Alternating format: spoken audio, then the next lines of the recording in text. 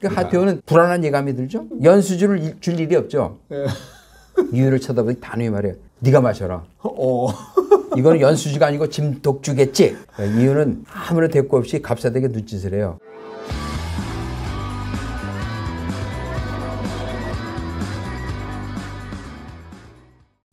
반갑습니다. 정사영웅삼국지 강영원 신현철입니다. 지난 22편에서는 원소가 동탁이 국정농단을 반발해가지고 사례 교회직을 과감히 버리고 낙양을 떠났다고 했죠. 그랬죠. 그러니까 원소가 이제 반발을 하고 연회장을 박차고 나가자 동탁이 원소의 숙빈 태부 원해를 갖다 심하게 질타하죠. 원공이 종질 원소가 무리한 짓으로 분위기를 갖다 전체 흐려놓고 떠났는데 이것이 바로 당신 원공이 뜻하고 똑같냐고. 그 태부 원해 깜짝 놀라겠죠. 그러니까 떠나버린 그 자기 조카 원소를 갖다 탓하면서 동탁의 말에 고분고분 대답해요. 고분고분 살기 위해서. 그렇죠. 철없는 조카놈이 무례를 갖다 용서하신다면 이 몸은 천배 만배 노력하여 더욱 열심히 동공을 보좌하겠다고. 그러니까 동탁 입장에서 더 잘된 게 뭐냐면 사실 그 당시 사례교회라고 그래도 동탁은 국정에 지갈 만한 그 인물은 아니었고 그다음에 그 원해 같은 사람은 국정의 아주 중심이었죠. 근데 오히려 그 조그만 걸 잃고 더 큰 걸 얻었어요. 야, 아주 그냥 고분고분이 천배 만배 돕겠다고 하니까. 국정의 실무에 밝은. 그렇죠. 그러니까 이제 동탁 때문에 화가 난 게 더 큰 그 그릇이 자기에게 충성바치겠다고 그냥 이제 뭐 전체가 다 평정이 되는 거예요. 조정 대신이 중심격인 그 태부 원해가 동탁에 이제 충성을 맹세하니까 다른 신료들이 감히 드러내고 반발하지 못해요. 그렇죠. 그러니까 이제 연회를 갖다가 자신이 원하는 방향으로 성공리에 이제 마친 동탁이 곧바로 시중 주비, 교의 오경, 의랑 하오에게 명을 내려요. 주비하고 오경에게. 그렇죠. 연회장에서 나에게 모욕을 주고 달아난 원소의 목에다 현상금을 걸고 당장 잡아들여서 나한테 끌어오라고. 현상금을 걸었습니까? 그때 이제 시중 주비가 동탁에 이제 진언을 올리죠. 원소를 잡아들이는 거 손바닥 뒤집기보다 더 쉬운 일입니다. 단 지방의 원소는 세력 기반이 없어가지고 가만히 놔두면 아무 역할도 하지 못하는데 굳이 원소를 갖다 잡아들여서 문책을 가하면 세간의 미심이 오히려 원소에게 집중이 되고 그렇게 되면 황제 폐위를 갖다가 거론한 이 문제에 누가 될까 두렵다고 차라리 원소를 품어가지고 태수자리 하나쯤 제소해가지고 지방에서 아무 일도 할 수 없게 만들면은 태위께서는 도량이 큰 대인으로 추앙받을 거고 일석이조가 아니겠냐고. 동탁이 잠시 이제 생각이 빠져들 때 그 교의 오경이 주비의 말을 맞받아쳐요. 원소는 수도 낙양에서 자랐기 때문에 지방에서는 어떤 일도 도모할 수 있는 온실속의 화초라고. 그대로 지방에 머물게 하고 작은 벼슬로 그냥 불만 잠식하는 게 최상책이라고. 그러니까 동탁이 가만히 생각해 보니까 그 말도 맞거든. 그리고 그 주비와 오경이 그동안 자신에게 아주 우호적으로 처신해 왔어요. 그러니까 이제 그 원소를 갖다 잡아들여서 목을 치려는 징벌을 유예한 다음에 사실 주비와 오경은 겉으로는 동탁에게 복종하는 듯이 행동했지만 그 동탁의 신임을 갖다가 얻은 이유는 내심으로 동탁에 대한 반감이 이제 깊어가지고 전략적으로 소리장도 개척을 가지고 언젠가는 그 동탁을 제거하겠다는 그 가슴에 칼을 갖다 품었던 그런 심정이라고 봐야 되겠죠. 소리장도라면은 웃음 속에 칼을 품어서 상대방에게 타격을 입히는 그런 전략을 말씀하시는 거죠. 그렇죠. 바로 이제 그 생각을 했는 게 훗날에 주비하고 오경은 원소를 갖다 지원하기 위해서 소리장도 개척으로 그 동탁의 신임을 받으면서 그 원소와 가까운 유대, 공주, 장초, 장막 등을 갖다 이제 낙양 가까운 주와 군에다가 군사 행정을 다스리도록 이제 청구했어요. 동탁을. 자기를 경계 안 하고 동탁의 편이라는 걸 알아야지 동탁이 이들이 청구하는 인사들 갖다 쓸 거 아니에요. 주비와 오경이 바로 소리장도 개척이라는 게 그 속셈이 어땠냐면 유사시에 이들을 갖다 활용해가지고 기주에서 세력을 키우는 원소하고 연합해가지고 큰 일을 도모하게 하려고 배경을 만들어 줄 필요가 있었기 때문에 그렇죠. 무서운 사람들이네요. 그렇죠. 깊은 전략을 짜고 있었던 거예요. 이런 주비하고 오경의 뜻을 갖다가 동탁이 읽지 못했겠죠. 그러니까 이제 동탁이 주비 오경의 청구를 받아들여가지고 원소에게도 발해 태수를 갖다 제소하자는 안을 이제 생각하기로 해요. 189년 갑수일일에 동탁이 문무백관을 갖다 가독전으로 이제 불러들여가지고 그 여포에게 수천 명의 갑사를 시켜가지고 황궁 주의를 삼엄하게 호위하도록 명령한 후에 이유에게 이제 지시를 내리죠. 천자가 위엄과 덕망이 부족해서 종묘사직과 백성들이 국태민안이 위협을 받으면 황제를 폐위하고 새로운 진료왕을 황제로 세워야 한다. 이 일을 갖다 책문을 읽어서 문무백관들에게 공표하도록 하라고. 그러니까 이제 이유가 책문을 펼쳐가지고 큰 소리로 읽어 내려가죠. 효령 황제께서 붕하시고 지금의 황제가 뒤를 이어서 황위를 계승하여 처음에는 모든 백성이 우러르고 존경하였다. 그러나 황제는 근본적으로 천성이 경하고 위엄이 없고 자질이 부족해서 상중임에도 법도를 지키지 못하고 제왕의 신분을 지키지 못하니까 이제 황제의 그릇이 아님이 밝혀졌는데 또한 섭정을 맡은 태후는 천하의 국모로서의 가르침을 베풀지 못하고 국사의 기강이 서지 못하게 만드는 근본이 되었기 때문에 그 이를 제거해야 되는데 거기에다 또 더해서 뭐냐면 태후는 오라비 하진과 함께 시모인 동태후를 독살하여서 상강 오륜을 무너뜨리고 천하의 기강을 붕괴시켰다고. 이에 조정에서는 국론을 하나로 몰아서 부덕한 황제를 폐위하고 진료왕 협을 새로운 천자로 세우고자 한다. 진료왕 협은 성덕이 4에 이를 정도로 넓대요.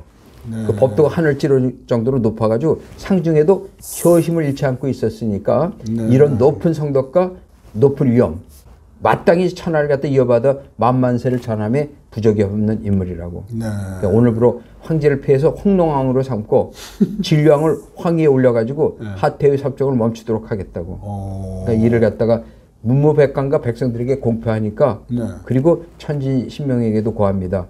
천지신명은 굽이 살피셔 천하를 보존하여 주소서. 이유가 이제 목청껏 읽어 내려가죠. 문무백관들은 아인실색해서 몸서리치지만 뭐 대꾸할 방법이 없죠. 방법이 없죠. 소재는 옥자에 앉아서 그냥 벌벌 떨고 있는데 하태후가 경로에서 동탁을 위해서 소리쳐요. 이 역적 동탁놈아, 내가 어찌 감히 천재를 갖다 마음대로 폐위시킬 수 있는 그런 희롱을 하냐고. 내 놈이 한 짓은 천추 하늘 갖다 심을 거라고. 하태후가 서리빨 어린 저주를 하니까 동탁이 경로해서 주변 갑사들에게 명령하죠. 저 여인을 갖다 당장 끌어내서 후의를 갖다 벗기고 평복으로 갈아입혀서 영안궁으로 가더라고. 아니 박탈하는 거네요. 그렇죠. 갑사에게 끌려가면서도 하태후는 소재에게 큰 소리를 외치죠. 황상 절대로 황에서 내려오면 안 된다고. 천하의 주인은 오로지 황상밖에 없다고. 그러니까 동탁이 급박하죠. 갑사에게 호통을 쳐 당장 저 여인을 끌어내라고. 그러니까 이제 하태후가 갑사들에게 이제 개 끌리듯이 이제 끌려나가고 동탁은 문무백관들을 향해서 마지막으로 마무리 말을 갖다 내뱉어요. 보시오. 책문에서도 밝혔듯이 황제는 자질이 부족하고 태후는 인덕이 없어서 백성들이 본받을 바가 없다고. 오늘부터 폐위된 황제를 홍농왕이라고 부르고 태후와 함께 영안궁에 유폐할 것이니까 이제부터는 진료왕을 새 황제로 받들어서 만만세를 이루자고. 창살 없는 감옥에 가둬놓고요. 그렇죠. 그렇죠. 동탁이 소재를 갖다가 황위에서 끌어내서 인수를 갖다 풀어요. 황제의 인수를. 그리고 앞에 내어놓게 하고 옥새를 갖다 가져오게 한 후에 소재를 갖다 분면해서 진료왕 앞에 이제 꿇어앉히죠. 그 한실의 법도상에 황제는 남면에서 옥자에 앉게 되고 그 신하는 북면하도록 되어 있었으니까 이제 소재는 동탁에 의해서 신하의 반열로 내려앉은 거예요. 황제를 폐위하고 모든 의식이 다 끝날 때까지 문무백관들이 침통해 하는데 아무 말을 갖다 못하고 있을 때 서로 짜고 노른 상서 정궁이 나서가지고 동탁에게 답의 발언을 던지게끔 시나리오 상이 있었겠죠.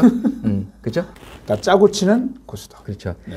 하늘이 황항실에 벌을 내려가지고 그동안 재난이 너무 많았습니다.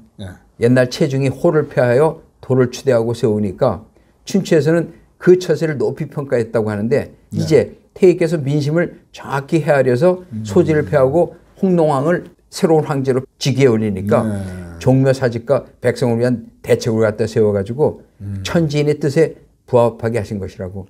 이제 만만세를 불러서 응답하고자 한다고. 만만세? 예. 그 새로이 황제 자리에 오른 진료왕은 겨우 9살에 등극해요. 후한의 마지막을 장식한 이제 헌제죠, 이 사람은. 근데 9살에 등극하면 그 태후가 있으면 수렴청정을 하든지 누군가가 황제를 보필해야 되겠죠. 이제 그걸 결국은 동탁이 이제 구도한 거예요. 네. 동탁은 연호를 초평이라고 고치고 네. 스스로 상국에 올라가지고 정무를 독단해요. 결국 황제를 수렴청정 비슷하게 하는 그런 역할이죠. 네. 양표를 갖다 사도로 만들고 네. 황한을 태위, 순상을 사공에 임명해요. 사실 이들은 모두 동탁의 측근들인데 그래서 조정이 관직과 지방관들을 갖다 자신이 측근으로 임명하니까 국정은 뭐 더욱 확실하게 장악이 되는 그렇죠. 거죠. 완전 장악. 그렇죠. 네. 새 황제가 등극한 며칠 후에 동탁은 아직도 곰곰이 생각해 보니까 네. 하태우가 세우는 그리고 하진의 그 세력들이 아직도 그 조정에 깔려 있다고 생각하죠. 오. 그래서 이제 다시 자기가 그 의논할 사람이 누구? 이유겠죠. 뛰어난 책사. 그렇죠. 하태우를 갖다 제거해서 홍롱왕과 연락을 두절시킬 방법이 있는데 이 문제를 갖다 어떻게 행하면 좋겠냐고. 그러니까 이유가 이제 말하죠. 과거 하태우가 갑작스럽게 죽은 이후에 네. 모든 배우가 하진과 하태우라는 유언 비어가 있습니다. 네. 이 소문을 갖다 활용해서 하태우를 제거하는 방법이 어떻겠냐고. 하태우가 그 영락태우를 갖다 핍박하여 죽음을 이르게 했기 때문에 시모와 며느리 사이에 예를 갖다 어기고 충혈을 벌인 하태우를 불충 불효의 행위로 몰아 처형하도록 조정 대신들에게 공론화시키시지요. 이렇게 말하죠. 근데 과거 동태우를 하진하고 하태우가 짐독으로 죽이지 않은 건 동탁 진영 사람들 다 알 텐데. 그렇죠. 역사에 있어서는 정치하는 사람들은 있지도 않은 사태를 가지고 정략적으로 잘 활용하는군요. 그렇죠. 그걸 갖다가 이제 정치 공작이라고 하는데 네. 사실은 정치 공작은 민주사회에서는 있을 수도 없고 통하지도 않아요. 네. 그 독재 사회라든지 이럴 때는 그 민심을 갖다가 통할하고 총괄시키기 위해서 그런 공작을 벌이는데 네. 이런 건 없어져야죠. 네. 그러니까 동탁이 아무리 생각해봐도 네. 그 방법 외에는 소지와 하태우를 갖다 영원히 격리시킬 방법이 이제 모색이 되지 않죠. 네. 어쩔 수 없이 이제 그 말을 따라요. 어쩔 수 없이라기보다는 사실은 기다렸다는 뜻이 맞겠죠. 공작을 했으니까 편성을. 내일 조정에서 하태우에 대한 처형을 공론한 후에 새로이 등극한 황제를 핍박해가지고 강요된 황명을 받은 다음에 네. 이유에게 전하죠.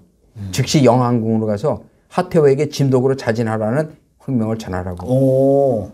스스로 죽어라? 예, 그렇죠. 이유는 10여 명이 갑사를 이끌고 영왕궁으로 가서 하태우를 접견하는데 하태우는 동탁이 앞잡이 이유가 갑자기 나타나니까 불안에 떨죠. 네. 근데 무슨 연유로 나를 만나려고 하냐고. 오. 이유가 냉청스럽게 대답하죠. 태우마마, 네. 황제께서 100년 세수를 누리시라고 연수지를 내리셨다고. 부디 들이시고 오래 만수무강을 기원한다고. 그러니까 하태우는 불안한 예감이 들죠. 연수주를 줄 일이 없죠. 네. 이유를 쳐다보더니 단호히 말해요. 네가 마셔라. 이거는 연수주가 아니고 짐독주겠지. 그러니까 이유는 아무런 대꾸 없이 갑사들에게 눈짓을 해요. 네. 그리고 이제 하태우를 갖다 꿇어앉혀요. 꿇어앉힌 하태우가 몸부림치면서 이제 울부짖죠. 네. 역작 동탁놈은 네. 죄 없는 우리 그 모자를 네. 못 살게 굴고 너희 놈들은 역적놈의 앞잡이가 돼서 악행을 일삼느냐. 내가 죽어서도 너희에게 천벌을 내리리라. 천지신명이시여 불쌍한 내 아들 황상이라도 부디 오래 살아 어미의 원한을 갚아주시길 천지신명께 기원한다고. 그 이유는 악담을 하는 하태우의 목덜미를 잡아서 그냥 정가관을 끌어내리죠. 그리고 정가관에 엎어져 있는 하태우의 입을 억지로 벌려 짐독주를 부어넣어요. 그 비천한 가문에서 태어나서 그 황후에 이어 태우 자리에까지 오른 하태우는 가련한 왕비인을 독살했던 짐독으로 자신의 생을 마감하니까 인간사는 심은대로 거둔다는 말이 조금 더 틀리지 않았겠죠. 아, 진짜 허무하네요. 원소는 동탁이 소재를 갖다 폐위시키는 것을 그 반대해서 낙양을 떠난 이후에 네. 기주에서 동탁과 대립각을 세우고 독자적으로 세력을 키워나가기 시작하고 있었어요. 네. 그 동탁이 태북으로 왕륜을 갖다 임명하고 그다음에 왕륜과 함께 이제 조정이 정무권, 행정권, 병권을 장악하고 중앙 집권 세력을 확고히 한다는 명분으로 소재를 폐위시키고 진료왕 위협을 제위에 올렸죠. 그렇죠. 그 후 하태우까지를 독살해서 이제 외적 세력은 완전히 씨가 말라버려요.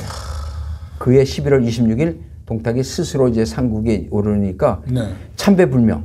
참배불명이라는 건 네. 황제를 만날 때 이름을 호명하지 않아도 되는 거예요. 뭐 주상전하 영상 들었습니다 하는 거 있죠. 이런 말 없이 지 마음대로 황실을 들어갈 수 있는 거예요. 자기가 상국이니까. 그렇죠. 그리고 조회 때에도 황제에게 고개를 숙이지 않게 하고 그다음에 건복상전 건복상전이라는 건 칼을 차고 황제의 정각에 오를 수 있는 거예요. 황제 정각은 황제를 호위하기 위해서라도 3발짝, 10발짝 가까이는 누구도 접근 못하죠. 감히 그렇죠. 칼을 찬 사람이 접근하면 안 되죠. 그렇죠. 상국이 되면서 건복상전을 갖다 자격을 받게 되죠. 그 동탁이 계속되는 불충과 월권, 독재로 조정과 지방이 천하민심이 동탁으로부터 이제 등을 돌리고 세간의 여론이 어려워지니까 동탁은 그런 내용 안 들었겠어요. 다 정부 듣죠. 그렇죠. 다시 이유를 갖다 불러가지고 전국 타계 방향을 물어요. 지금 천하의 인심이 흉흉한데 이 시끄러운 전국을 어떻게 돌파해야 되겠냐고.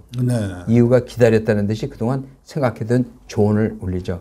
천하의 민심을 얻기 위해서는 황간에 의해서 당고 제1차, 2차의 당고화에 묶였던 많은 선비를 갖다 발탁해가지고 조정이 새로이 참신한 인재가 입조하도록 해야 할 거라고. 그 주비를 이부상서, 오경을 시종, 정태를 상서에 임명해가지고 이들이 조정과 지방 각주의 인재를 선발할 수 있도록 하라고. 전번 회에도 말씀드렸듯이 중국에서 가장 공신을 뭐로 치냐면은 전투에 나가서 싸운 명장이나 책사도 1등 공신이지만 지방에 숨어있는 인재를 갖다가 발탁해주는 그것도 1등 공신을 쳤어요. 중요하군요. 그렇죠. 그렇지 않고 그 넓은 땅덩어리에 그걸 다스리려면 숨어있는 인재들을 어떻게 찾아내요? 이제 그렇게 했던 거예요. 인사가 만사군요. 그렇죠. 사실 그 당시에 그 인재 찾아내는 방향은 그 이제 우리 대한민국도 조그만 땅덩어리지만 그 찾아내는데 다 자기 그 손에 있는 사람들, 자기 가까이 있는 사람만 가지고 쓰다 보니까 크게 전략이나 전술, 전국의 방향을 잡지 못하고 똑같은 유유상종으로 흘러버리죠. 널리 두루두루 써야 그렇죠. 되는데. 유유상종 똑같은 색깔 가지고 움직이니까 전체적인 통합, 민심 통합이 안 되죠. 국론도 통합이 안 되고. 동탁은 그 이의 잠을 갖다 받아들여가지고 주비를 이부상서, 오경을 시종, 정태를 상서에 임명해가지고 전국 각 지방의 인재를 발굴하도록 명하는데 한동안 동탁의 의중을 잘 헤아려서 동탁의 신임을 받게 된 이들은 때를 노려서 또다시 동탁의 조언을 올리죠. 지금 기주를 중심으로 천하의 인심을 얻고 있는 원소를 끌어안아서 원소에게 발해 태수를 임명하고 그를 용서하면 원소도 상국을 따르지 않겠냐고. 아, 요거는 주비와 오경의 작전이라는 냄새가 좀 나는데. 그렇죠. 이 사람들은 내심 동탁을 갖다가 제거하기 위해서 소리장도 계책으로 접근해가지고 잘 따르는 척했지만 이면으로는 언젠가는 동탁을 제거하려는데 그 동탁을 제거하는 가장 기본에 서 있고 중심 인물이 이제 원소가 민심상, 여론상 흘러가고 있거든요. 인심을 많이 얻었으니까. 그렇죠. 그래서 그 원소에게 세력을 붙여주기 위해서 이제 이렇게 짜는데 그 당시 기주에 쫓겨난 원소는 민심을 얻었지만 세력이 없었어요. 그렇죠. 민심으로만 있었지만 뭐 병마들을 갖다 가질 수 있는 권한도 없었고 그러니까 그에게 민심을 갖게 하면서 동시에 최소한의 그 병마를 갖게 해야지 동탁하고 싸울 수 있죠. 그 힘을 갖다 배경을 만들어 주려고 했던 거예요. 그래서 발해태수로 임명해라. 그렇죠. 그렇죠. 그러니까 이제 동탁이 그 말을 듣고 보니까 맞는 것 같거든. 그러니까 원소를 갖다 발해태수로 임명하고 강향우라는 자리를 제수해요. 그 깊은 뜻은 모르는 거죠. 그렇죠. 워낙이나 소리장도로 그냥 예 하면서 잘 따르고 자기를 위해서 충성한다고 생각했던 거죠. 거기에 큰 칼이 숨어 있는 걸 모르는 거죠. 넘어간 거죠.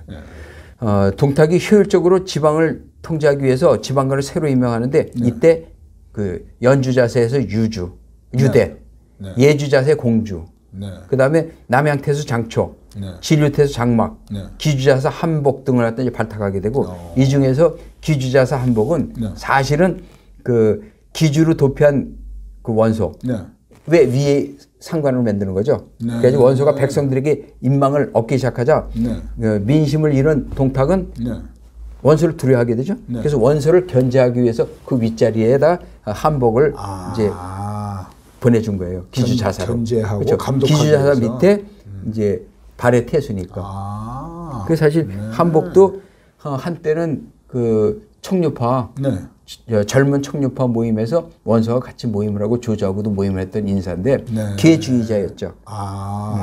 성향이 기회주의자군요. 이들은 이제 불과 몇 달 후에 그 궐기하는 이들 중심으로 해서 원수를 갖다 추대해가지고 반동탁 연합군이 아, 일어나게 거기서 돼요. 반동탁 연합군이 드디어 탄생되는군요. 그렇죠. 여기서 끝을 내야지 다음에 또 궁금해지겠죠. 네. 다음 편에서는 그 원소에 이어 네. 그 조조가 동탁을 떠나서 지방으로 떠나는 장면, 네. 그리고 반동탁 연합군이 일어나는 기절을 전해드리겠습니다. 아, 기대됩니다. 네.